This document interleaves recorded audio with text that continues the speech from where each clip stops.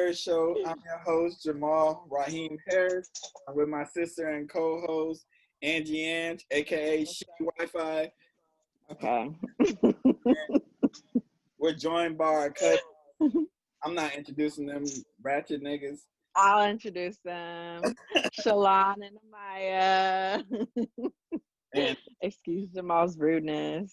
today we're going to talk about college experience. So we're going to talk about theirs in particular because they went to HBCU and we went to PWIs. So you want to start off with the questions, Angela? I mean, Dominguez really isn't a PWI. It really is, but it's okay. It's not, but you know. Don't try. It's not. Yeah, I'll start, I guess. Okay. What made you guys choose HBCU? I'll go first since technically I did choose our HBCU and Maya followed me, but you know. So what made me choose? What school did y'all go to or currently go to, by the way? Okay, I just graduated from Howard University, you know, the best HBCU there is. And Maya, she'll be graduated next year. That's my little sister.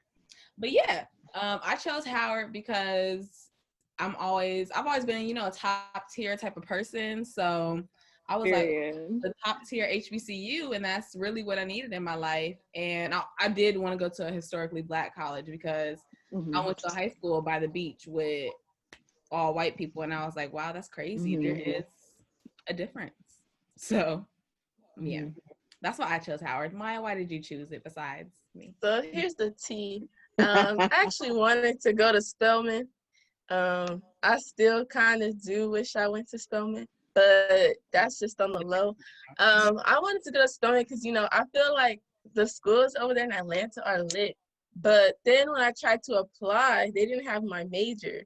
So I was like, ooh, mom was like, did you apply to colleges yet? And I was like, which one am I going to apply to? And so then I started finding all these YouTube videos on Howard.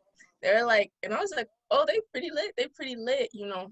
So since Spelman doesn't have my major, like that's when I started looking into other schools, and that's when I found, you know, Howard. So I applied there originally, but, you know, I wasn't really passionate about going until I started watching more YouTube videos, and that got me hyped.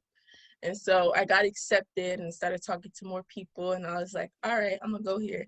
So that is what made me want to go. Okay. So, you said that you picked Howard because they're the top HBCU. Is that what you're saying? If anybody wants to smoke under your comment section, they can get it.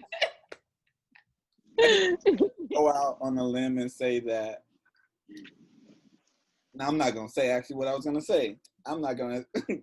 I'll say it off air. Yes, Jamal, please. I was going to get a little reckless. What are the pros of attending a HBCU, in your opinion? I feel like you're exposed to more opportunities, and I feel like other places you'll always be that minority. Like people are always just going to see you as the Black girl or the Black boy, whatever you are. Like whenever I was moved to Washington, I felt like a lot of the opportunities I got were solely just because I was Black. But like at a HBCU, you're actually learning, you know, your race or like whatever isn't used against you. So you kind of just learn how to go out there and just get those opportunities. And, you know, people aren't racist. You don't really deal with the racism as much. That's a pro. And the culture is like bigger. That's what a lot of people say. I mean, what do you say? Not what other people. What do you say about it? Yeah, I was saying the culture. That's a big pro for a lot of people too. Like when people go to HBCUs, most of the time it's for the culture. Yeah, I agree with the culture part being a big pro. For me, the big pro was more so the community, like not just the culture, like being around Black people, being around like a family type of community. Like I was in CHN, which isn't known for like being the sisterly dorm, but still on my floor, like we still had that sister camaraderie that I feel like I wouldn't have had at a PWI being in their dorm or something like that.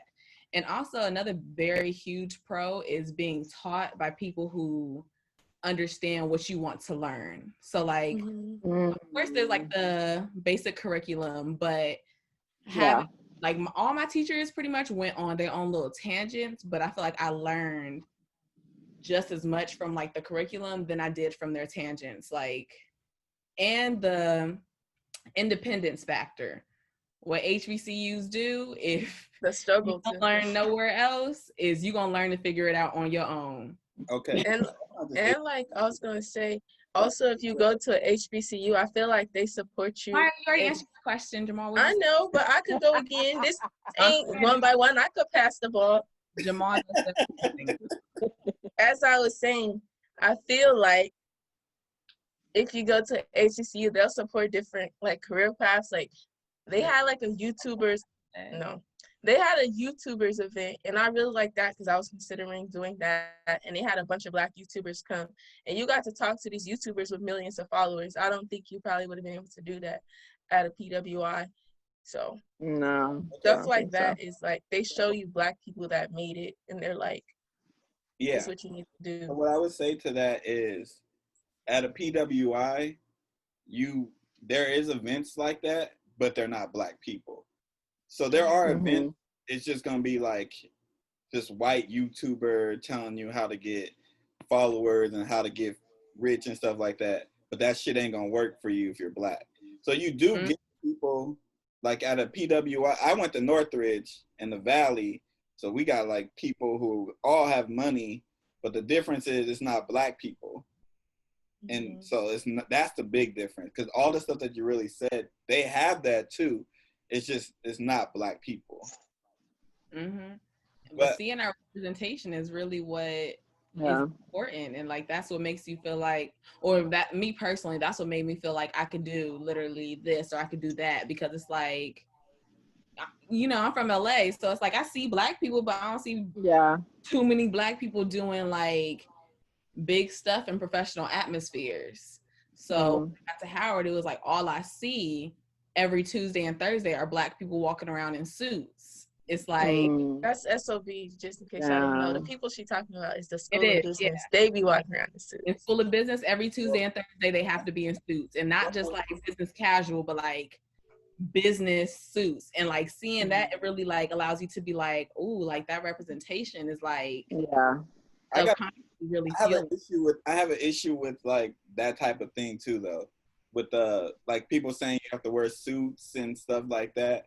Cause to me, that's like conforming to what white people are telling you have to dress like. Oh, I gotta wear a suit, or I gotta. Well, it was mad annoying, like, cause I'm in School of Business, but the reason why was because on certain days we had presenters and they wanted to show us what each thing was. So sometimes we have to dress business casual, sometimes you have to dress business professional, and the reason for that was because like a lot of people there, or some of them want to go into like corporate America. And those who don't, they still want to show you like, okay, this is what it looks like to be in business professional. This is how you look in business and stuff like that. So it's not like every class you have to. Angela, go ahead with the next question. Oh my god. Oh my god. All right. What are some cons of a HBCU, if you think there are any? There are. Yeah. Because we have no choice but to do everything on our own. So it's like when you have no other option, but to handle all the admin's responsibilities as a student and also handle your academic responsibilities, it definitely teaches you how to handle this outside world, because as Black people, we know when we walk into an office, everybody's not about to be happy-go-lucky to help us out with anything. Yeah. So at this point, I know exactly, let me get your name, let me get your manager's name, let me get your manager's email, this and that. Like, I have my own. Not a Karen. Manager's name. No, we're not gonna call that a Karen. That's responsibility. Facts. Okay. That is facts. That is responsibility. That ain't no damn Karen. You know, asking for a manager's name and all that. Name, email. Gotta have the name. You know, because when you don't get a name, you call back, they be like, oh, who did you speak to? You be like, yeah. Amaya she's just a fucking bully. That's why she go in them places cussing them out and trying to fight everybody. You know, mine be ready to get loud. I'm professionally rude. Like, You gotta be professional about that. But, no, for real. And getting that information is very key. But yeah, that's a really big con. All right, were you after school when that whole financial aid scandal happened? What came from that? What's the end result of that? The end result of that pretty much has been like we were on like the Department of Education's watch list for a while, and we were getting less financial aid, which caused a lot of people to not complete their degrees. Wow. And, yeah. And on top of that, it was like everybody was getting like double checked for their FAFSA stuff. So you know how like I think it's like 1 in 3 people the will be checked for verification. Yeah, that for those 2 years, those last 2 years, everybody was getting their verification. I was coming in like, damn. It was verifying the verification. Like, real. I remember applying. I'm like, I just did the verification. What you need? You need it? Real. Like, what? I was The like, amount of verification I'm into these income documents, like, right. Damn. That's rough. Yeah. And a lot of people got fired, which really it messed me up because I had like, you know how you got a system with some people in financial aid and you be like, send me straight to, I don't need to talk to you. They be like, oh, she's not here anymore. And That's why. I was like, you know, because, you know, my little scholarship will be added right back on there after I talked to her. And I was like, okay, maybe that was a problem. I can see the flaws in the system, but it benefits. But you know, it shouldn't have been added and removed at their convenience anyway. So yeah, there should have been some extra steps that they had to go through. Right, and they still don't have those extra steps, but you know, to each their own. Maya, what do you think of some cons? I can't really think of any off the top of my head. I feel like Shalawn covered all of them. I guess the con, actually, I know a con. I don't even know if this is unique to HBCUs, but I just feel like some of the, I don't even know if I can say it, whatever, I'm gonna say it. But some of the housing is really bad. Like, that's everywhere. Yeah, like, I'll be going on in America. Yeah, like I be like, this is just horrible. I don't know what I was expecting. When I was watching some of the tours, it looked better in person, but I feel like some of the dorms aren't that great. Like, no, HBCU. Amaya, why you let YouTube sell you on how the school is They're gonna glorify it. No. Yeah, no, these are real life people, and there are people on YouTube that be preaching and telling you about this stuff too. I told Maya the best dorm was mine, CHN. It was, and I lived there, and I moved to another one, and I liked it better. 2 other people in the same rooms. That was her class's fault for being big as shit. So I was in a trip. Oh, I was in freshman. You couldn't, huh? Yeah, she ain't had no choice. Which I don't understand why schools do that. But that's not. Yeah, I don't like that. My business. That's just the school thing. Like that. Like no, that. What? Because like what? Because you random picking. Go ahead. You can set people up. Say that I can't afford to live on the dorms because dorms cost more than apartments. Right. Both schools. So if I can't afford to live there, now you're forcing me to take out a fucking student loan. That's true. That's the only problem. That's the education system. Yeah, right. I don't get into that because I work in education. So I'm not about to yeah, we're not. There's a lot of things. Like, let's not get into that.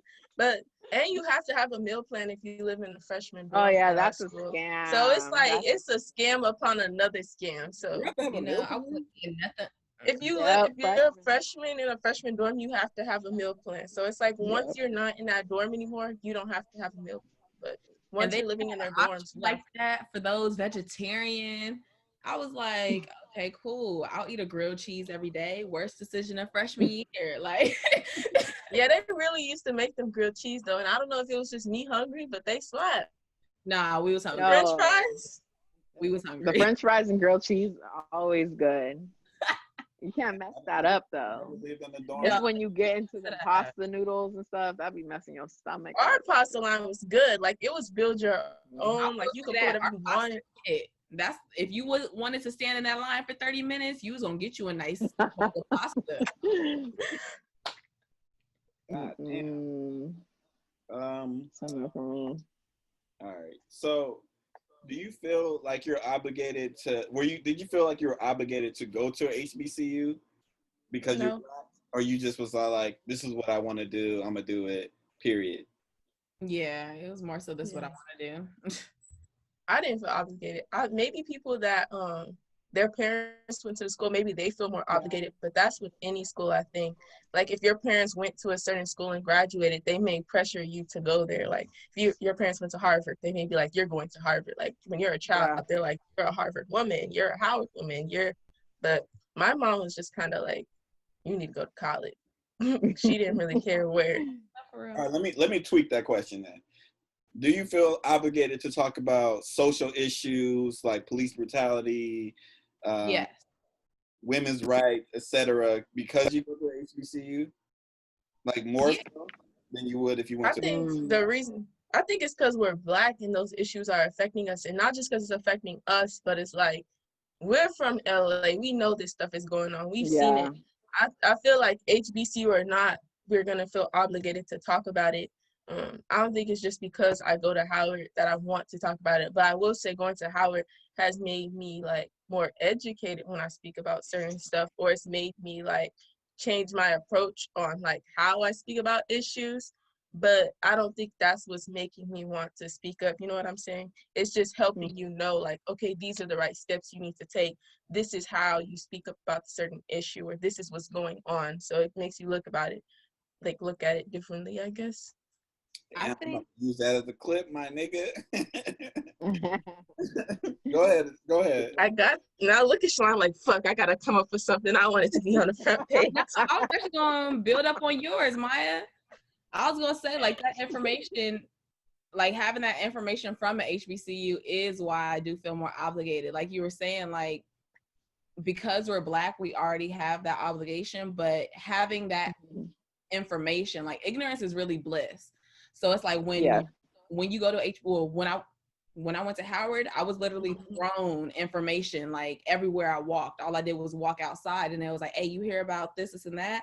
Like everything was a discussion. Like literally we were in the caf, like say it'll be soul food night and we'll be like, why do they give us fried chicken every soul food night? And that will be a whole discussion on the black diaspora and everything like that. Like getting that extra information makes you want to share it, especially with people who is like, you're black too, like why don't we know this? Like that I think that's my mentality. Like why don't we know this? Like why did I have to go to HBCU to learn information? I haven't been in the Nana or Angela. I have a question for you. Do you feel into a PWI that you were obligated to speak on those issues more? Yeah, because I was like the only black girl in all my classes at community college until I went to Dominguez, and I had some other black people.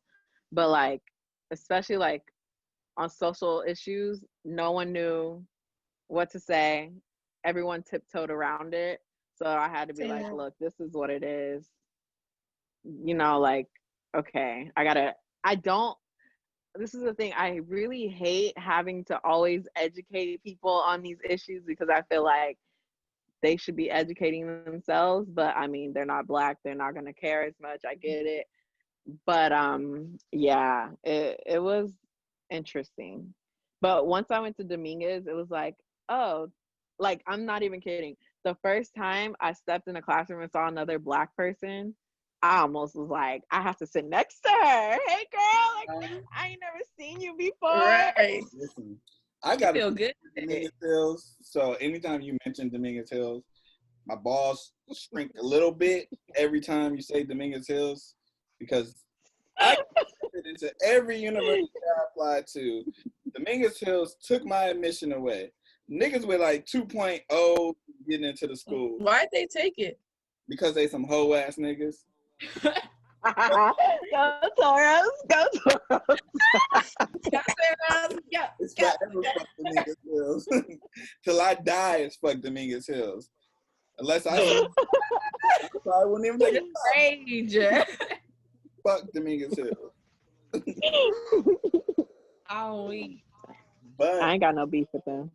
I would say on the social issues, I would say that for me, going to a PWI probably made me more aware of the stuff because one, for sure. I'm really feeling it because like we're talking about racism and I'm the only black dude in this class. Like, Say that shit feels weird. Or like when you feel people staring at you. It's Yeah. like even like y'all know in high school because y'all was around white people. Like you just feel them staring at you and you're just like no. They said let's take it back to 1970s. Yeah, I used to let a lot of stuff slide. As if you was there picking cotton. But the thing about that, you probably didn't even know you was letting it slide until after the fact. I definitely knew I was letting it slide. But because I used to have a attitude like, we're all going to be equal. Say what you want. Just don't talk about my mama and my daddy. I had two rules. Don't talk about my brother because we'll beat your ass. What about Angela? She was like 4 years younger than me. If somebody that's what my cousins were for. About my little not my mama, my daddy, or my brother. Like we never went to school together except elementary. Nobody knew her. But yeah, I don't know. Once I hit college, I just stopped caring what people think, and then I really started giving my opinion, and then people realize like, oh, you might be a little militant. Which I don't think I am. I just think I like being black and I'll call you out on your shit. Period. They consider anybody black and opinionated militant, so it's a compliment. Yeah. I just be like, cool, you feel me? Especially at Maricosta. Right. That can be another episode. We not doing. Yeah, I was gonna say you don't want to get too deep in it. I want to switch it, make it a little positive. Okay. Well, I don't know, but so I want to know about like when you first got to campus, fresh little baby, like what was going through your mind? What happened? I'm going first for this one. Okay. So it's the week of my 18th birthday. I'm at the campus. My first 2 seconds, some fine football player knocked on my window, said, "You need help?" I said, "Oh, this is what we doing." Got the car.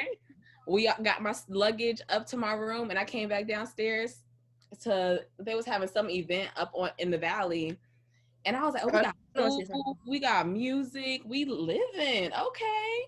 And then it's starting to get dark. They like, "Oh, we need to go change." I'm like, "Go change." They was like, "It's Rep Your City." I said, "Oh, a party right now?"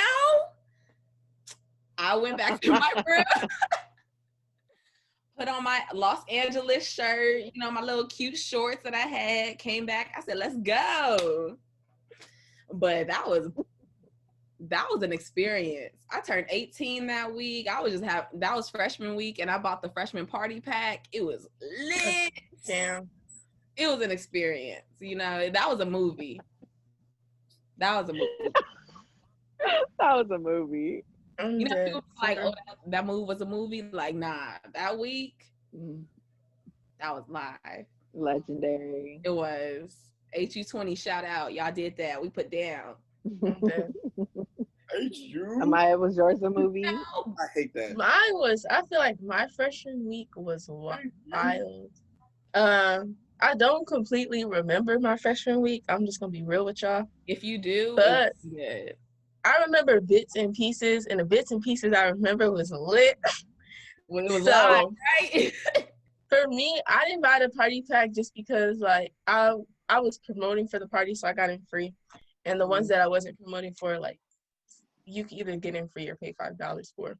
So when I first got to campus, you know, I was running around meeting everybody I was talking to in these group chats, and I was like excited for the freedom. Like, I remember I was there and she was trying to drop me off. Like, she helped me. She was like, unpack your room. And I'm sitting there like, this room will unpack itself later. Like, I need to go talk to these people. Yeah. And my mom was getting so mad because I guess she came back to my room and I wasn't there. So then we went out to eat, and then at dinner, I was like, there was a party basically, and people was texting us in our chat like, let's go. But we got at dinner, and my mom's trying to have this nice dinner, and I'm like, Mom, this line is out the window. Like, they telling me like I should have been dressed right now. Like, I get the sentimentals, I get you want to eat, but it's time to go. Like, and my mom was like, you really about to act like this right now? And I was just like, I was trying to look at Shalawn for some backup or something, but Shalawn was just sitting there like, Look, mind you, I had already been in school for 2 years. You know how many meals I done got that my mom paid for at this point in time? I'm eating, okay? I was ready to go. And then I had dropped my room key and had to go back for it. I was pissed. But when I got to that party, it was lit. One of the days was tragic, which we could talk about offline, but I think that was one of my best experiences. It was definitely, you know, I saw how Howard get down. Mm-hmm. We get down. That was a movie. That was when I read about frats and stuff. I was like, oh my God, what is happening? Why are they barking? Like, oh my God. Because I seen Stump the Yard, and I went to a white school, so I seen them, and I was just like, I knew the few rules, like, don't get in the middle of it, back up. But yeah. No, that barking scare me. The cube. No, barking. I got bit that week. This random cube bit me on my butt. I was so offended. I slapped him, and he was like, hey. I was like, what? Like, this is not okay. And everybody was like, no, Shalawn. I was like, it's a compliment. It's a compliment. It wasn't a compliment. I was confused. No, I was like, did I? I remember Shalawn told me about that before I came. She was like, get the fuck out the way. I learned a lot that week. I want to ask off air because I don't want to expose anybody. Yeah, ask off air if it's about exposing. We trying to have careers. Right. That's what I gotta be saying. You know, that's what I said. We gotta talk about that off air. Careers.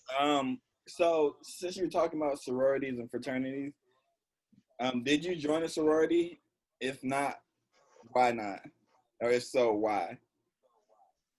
I decided not to my undergrad year because freshman and sophomore year, I was busy. I was on the Howard University STEP team. So I was doing that for freshman and sophomore year. Junior year, I was just trying to survive and pay my bills and pass classes. And then senior year, I wanted to graduate. So my thought, since I'm going into law school, my thought is like, if I choose to do any sorority, I'll just do graduate chapter. Because when you do an undergrad, you still have to pretty much like re-up your membership for graduate chapter. And graduate chapter is where you get all the real connections and stuff. So I was like, you know what? Ain't that frowned upon though? Huh? Ain't that frowned upon? Mm-mm. Don't they treat them less than? No. Graduate chapter are the adults of the sororities and fraternities. What are you trying to be, a Delta? No. And I'm not going to mention what I am going to be. I was about to say. Oh, you're right. Yeah. I'll ask after. Never mind. I won't. I'm there. I think, never mind. Woo. Let me not do that. Jamal. Right, don't say nothing crazy. Not with me in this talk. Not saying nothing crazy. I left. I was never here. You'll see that name change real quick. Hey, Amaya, did you join or no? Oh, so no, I didn't join anything. Like, I joined extracurriculars, but specifically like for fraternities and sororities, I didn't. I feel like freshman year I was trying to get my studies done, and then sophomore year with this pandemic and everything going on, there wasn't really a chance to really do much for me. So I was trying to focus on staying involved on campus. I feel that. Yup. I'm not gonna say it. Don't say it, Jamal, please. Right. I'm gonna Because Build this podcast. Say it in the chat. no, because they can see the chat. I think they can see it. No, they can't. I They can? it pops up. It pops up when you say Click on my little comment. it. Text it. No, we're not doing that. Let's see. Go ahead. I have one more question. Go ahead. How easy or hard was it to make friends? So what's very important for me after being at HBCU is having friends, associates, and peers. It was very easy to make associates, super easy. Now, it was also easy for me personally to make friends because I'm very likable and, charismatic type of person. But like in general, making actual real friends was not easy because it's like, it's very easy to make college friends. I realize, like, people you see, people you live with on the dorms, like people down the hall from you. But those, I realize, are just associates. Those aren't even friends. But to make actual friends, like, that are actually going to follow you outside of your college career, it was an adjustment because I had to learn how to make adult friendships. And that was also like, I'm a very attention-needing friend. So my friends wouldn't hit me up. I'd be like, where y'all at? Like, what's going on? Like, are we not fucking with each other no more? Like, and they'll be like, Shalawn, I have class and work. I'd be like, I do too. Like, yeah, you have to know what a friend is. And it's easy to make friends once you realize and set those boundaries with those people. Yeah, that's facts because I think actually, I feel like for me, I be making friends easily, but then I feel like realize, these aren't your real friends. Like these are same people talking mess about you behind your back. So yeah, that's what I'm saying. These aren't your friends. And I feel like before college, if we hung out, I'd just be like, that's my friend, da da da. But like at college, I really realized not everybody is your friend. Like people had to tell me that my whole life. And that's where I realized it because there was some fake bitches there, like fake that's bitches. And then also, I'm the type of person where I'll make a friend, but I won't be their friend long enough because one, not a lot of people can handle my mouth. I'm a very blunt person, so it's like not a lot of people can handle that. And so, yeah, but I do think it was like easy to find people to hang out with and stuff like that. And I have made some friends at Howard, so I love that. But it's not like if you want to go to the caf or something, it's not like nobody's gonna be there to go with you. Like there's always gonna be somebody to hang out, college or not, which is what shows that they're actually your friend or somebody you're hanging out with at college or an associate. That's when it gets kind of tricky. And it's also hard because it's like everybody you see looks like you or looks like somebody in your family. So you automatically like give them that like that trust in a way of a friend. Same last name or something. Yeah. I was about to say, yeah, you learn real fast. Like all skin folk ain't kin folk. I like you learn. You be like, oh, that's interesting. That's really crazy. Yeah. I mean, friendship changes. You about to go through that since you just graduated. You about to realize, or you probably are realizing that like some people like you went to school with who you talk to every day because you guys were just in the same place. But then after you finish, they don't hit you up. They don't do none of that. So you about to realize that. I realized that, but I also graduated like 5-6 years ago. Oh shit. Right. Damn. But yeah. A lot of the people there's probably like 3 or 4 people that I would say I'm cool with. Like I can see them as my friend. And then there's people who I just like, if I see them, it's what's up. And then there's people I just text them happy birthday on their birthday. Because I got the notification from Snapchat or Instagram. I seen it on Instagram or something. Oh, for real. And I learned that, but the really blessing for me is that like I was a part of an organization, and I kind of met like my DC family in that organization. So like I have my brothers and sisters who I'll be like, hey, y'all don't have no choice. Like, you can't leave me. Like,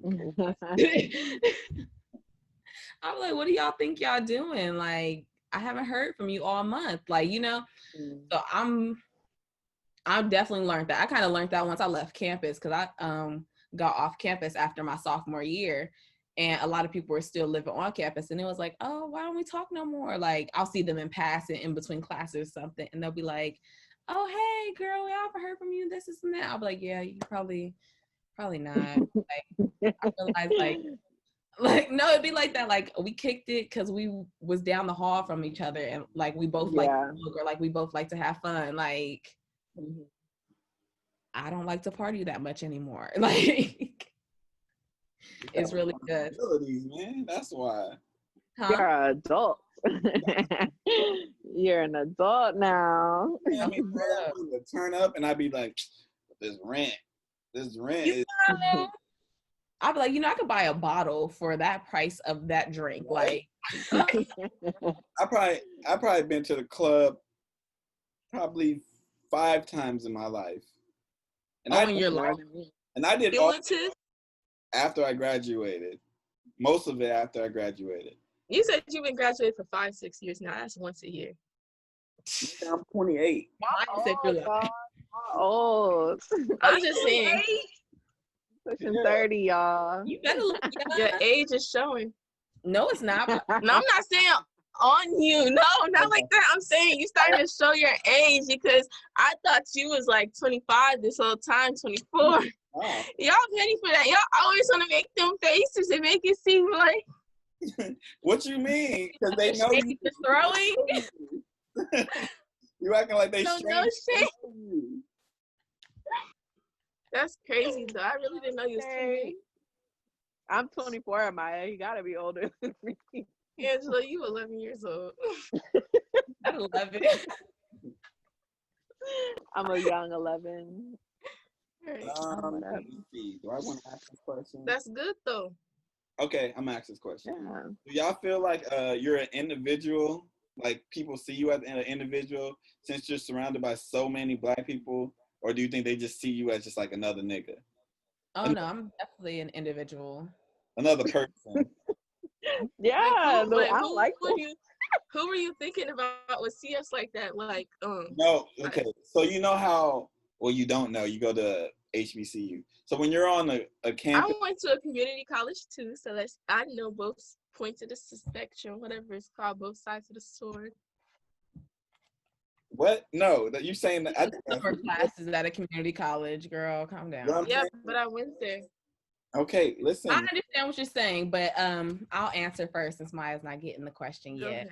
Yeah, because I still feel like an individual, because at an HBCU there's a diaspora, and you cannot just go around at that school. Huh? You really did learn. You using words like that? Oh, yes. Because you can't just walk around Howard and being like, oh, all y'all are Black. Third of everybody will step out of that line and be like, no, I'm not. I'm Nigerian. I'm this. I'm that. Like, and I'm gonna be like, you a nigga still. Like, the fact that I'm an African American is a uniqueness. Like, oh, you're African American. Like, oh, I'm Caribbean. Like, not Caribbean. Like, oh, I'm Haitian, or I'm like this, or I'm that. And it'd be like, oh, snap, like that for real. Like, you're Haitian, but from what you call, like, I don't even know. Well, there's a lot of Haitians. I get you. But like being African American, and also, it's just like, I can't just be a part of, like, I can't just be Black. You gotta do more going to Howard. You're not that Black girl no more. You have to offer something else up. You can't be a token. It's like, that's the one thing that they tell you, like, okay, yes, great that you're Black. You know, that's beautiful. You're not just that. Like, my intersectionalism class really did that for me personally, but it really teaches you a lot about, like, yeah, that's one factor of you, but especially as Black people, we're extremely multifaceted. Like, it's really amazing. That's why our culture is Bars right now. You get them bars. It's beautiful. I'm just smiling. This shit make me happy. No, for real, because we're really magical. Like, people be trying to play us. Like, we ain't got the glow in our skin just from the light hitting us. Like, we be doing it. We do. We doing it. We do. Maya, what you think? Because I know you was telling me how, what you call it? I feel like sometimes when there's a lot of, I'm not gonna say the same type of people, but like, because we're different, obviously. But you know, the one thing we have in common, you know, that we're Black. I feel like it creates, I don't know how to say it, but like, it creates separate terms of like discrimination sometimes, like that. So you're all Black, so you're not gonna discriminate over being Black, but now there may be discrimination based off of skin color or based off of like height. I don't know, but I'm saying like other things come from that. I know that like even when I went to the community college, there was white, Black, and like there was like African people too, like that. But that's how it was separated. It was like some of the people that were African didn't like see themselves as Black, or they didn't fuck with the Black people. But like at Howard, the African people don't have no beef with the Black people or like the African American people. So that was my first time seeing that. And not all of I'm not saying every African person back home had beef with Black people. I just know there were some that didn't, you know, they did not fuck with the Black people, the African American people.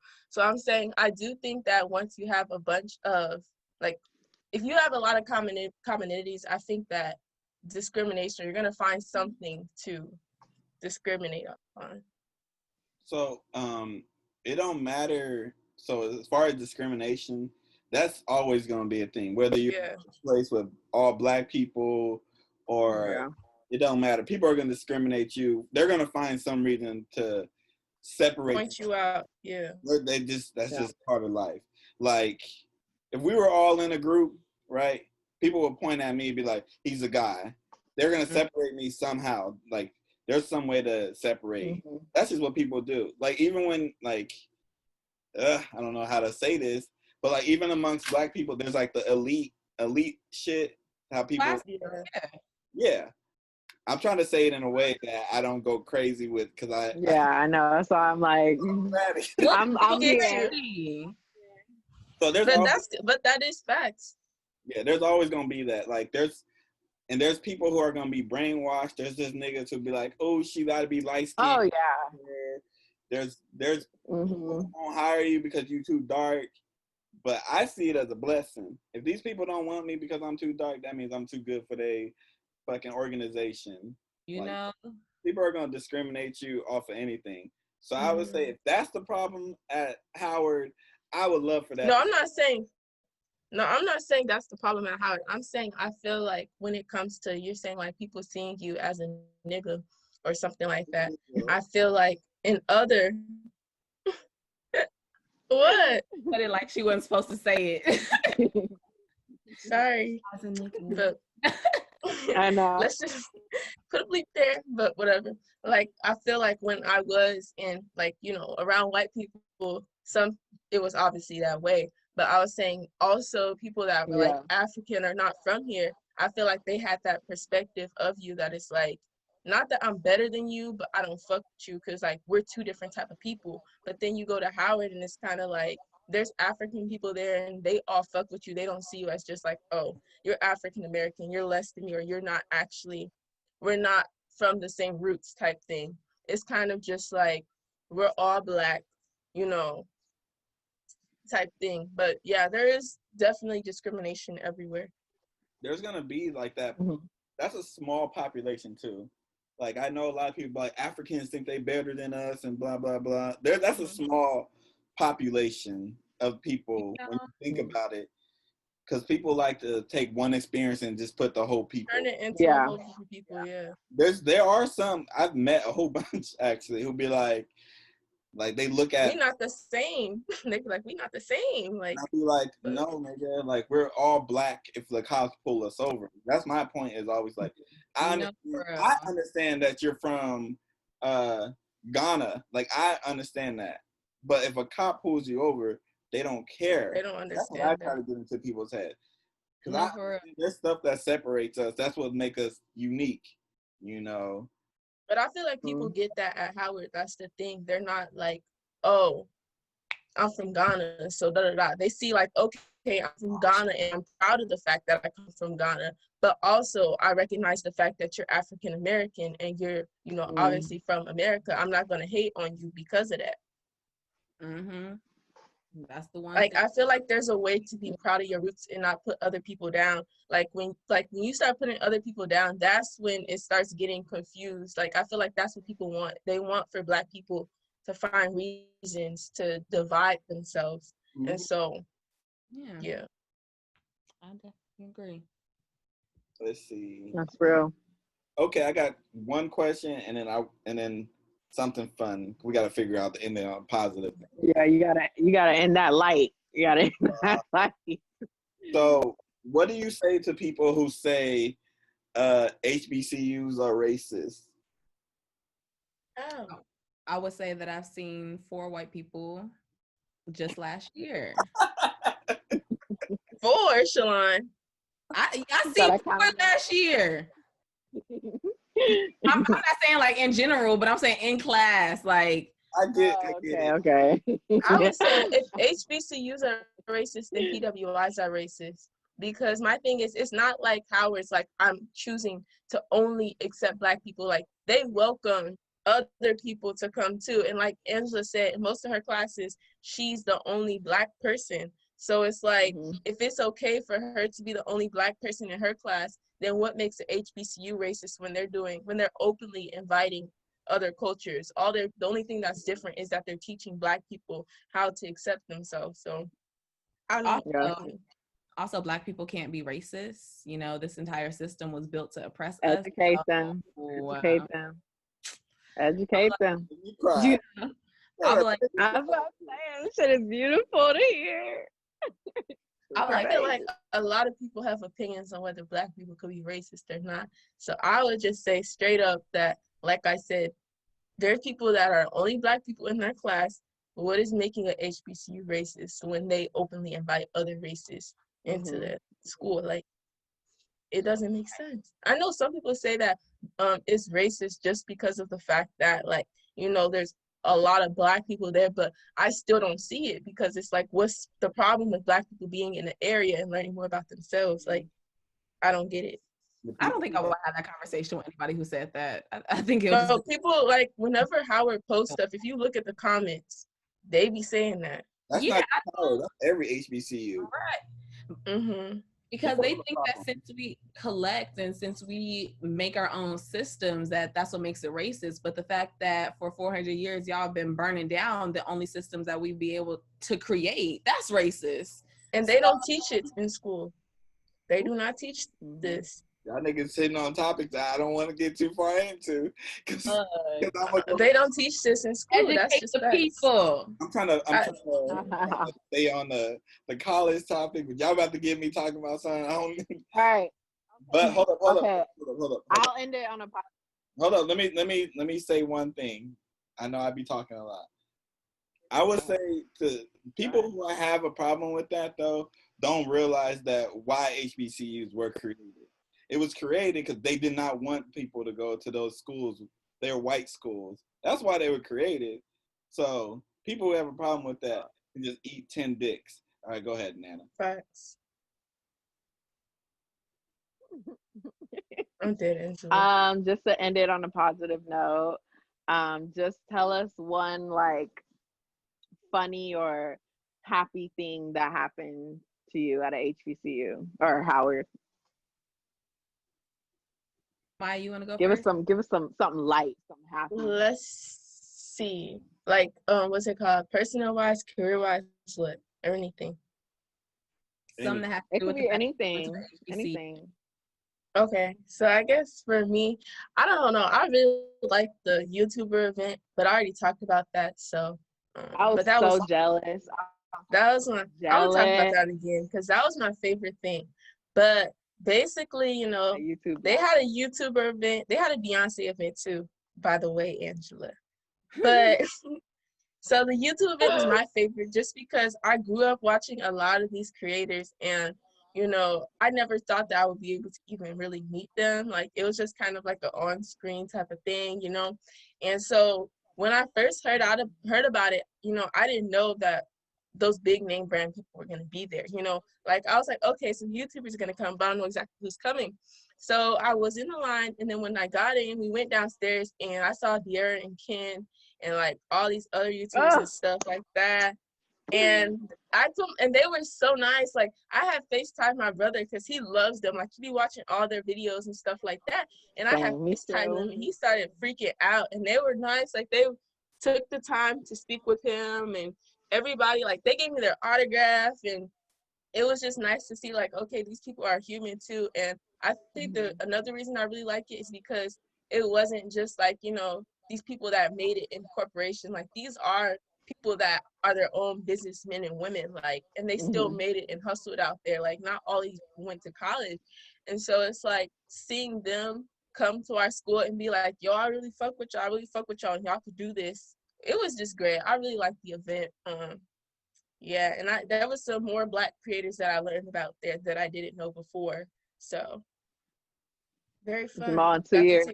In 2 years, we need to be at that YouTube Black event. I'm putting it. That's gonna be on the vision board. We need to be there, girl. You better have that part of your affirmations. Okay, Shalawn, go ahead. What's this supposed to be? A positive experience? Yes. Positive, something you appreciate, whatever. Happy, funny, yeah. Something to uplift. Okay.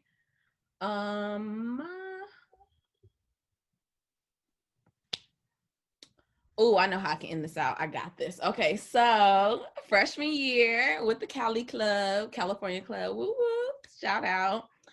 We went to the Fuck Donald Trump concert, YG. It was lit. You did? Live. Your girl caught Donald Trump's pinata head. Yes, I really? did. I did. I didn't hear about this. You ain't asked, but yes, I had a ball, and it was beautiful. It was one of my first concerts without any family, so I was literally with just people that I barely knew. But I had a ball, and it was a YG concert, so it was live. They actually had a lot of white people at that concert, so I was actually like, we was all kicking it though. Like, it was fun. And yes, but in that ending, fuck Donald Trump, go out and vote. Not for him. And yeah. So who you voting for? Hair show. All right. Angela, end it. This has been another episode of the Harris Show. We'd like to thank our guests, Shalawn and Maya. We're gonna link their Instagrams if they want. I don't know. In the description. Thank you for watching. See y'all next time. Bye. What?